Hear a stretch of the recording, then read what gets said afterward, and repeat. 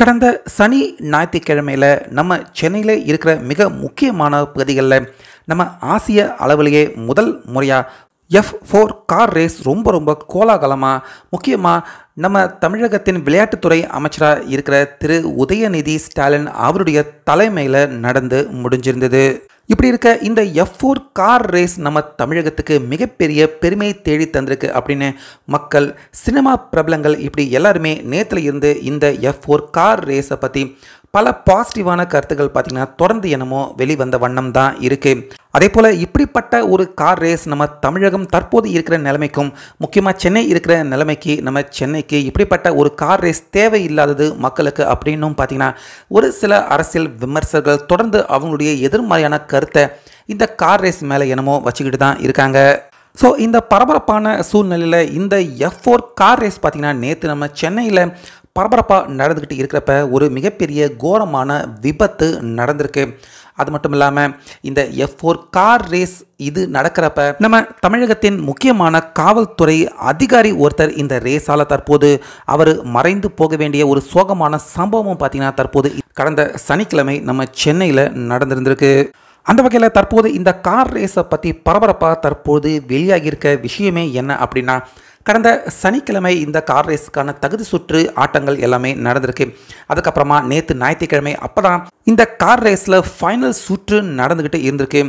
அப்போ கடைசி 2 ரவுண்டு இருக்கிறப்ப கார் எல்லாமே பார்த்திங்கன்னா மின்னல் வேகத்தில் பறந்துட்டு போய்கிட்டு இருக்கப்ப அப்போ எதிர்பாராத மிகப்பெரிய விபத்து அந்த இடத்துல நடந்திருக்கு. ஆனால் மிகப்பெரிய விபத்து நடந்திருக்கு அப்படிங்கிற தகவல் செய்தி மட்டும்தான் வெளியாகி இருந்ததே தவிர அங்கே எடுக்கப்பட்ட ஒரு புகைப்படமோ இல்லை ஒரு சின்ன வீடியோ கிளிப்பிங் கூட பார்த்திங்கன்னா அந்த விபத்தை பற்றி எந்த ஒரு தகவலுமே வெளியில் வரல.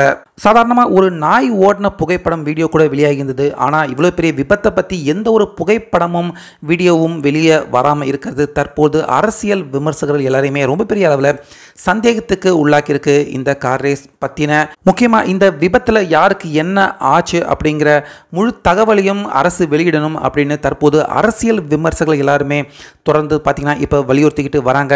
அதே போல் இந்த ரேஸ் நடந்துக்கிட்டு இருந்த முந்தைய நாள் சனிக்கிழமை ரேஸ் நடக்கிற அதன் சுற்றுப்பகுதிகளில் காவல்துறை ஆய்வாளர்கள் எல்லாருமே பார்த்திங்கன்னா ரொம்ப பிஸியாக வேலை பார்த்துக்கிட்டு இருந்திருக்காங்க.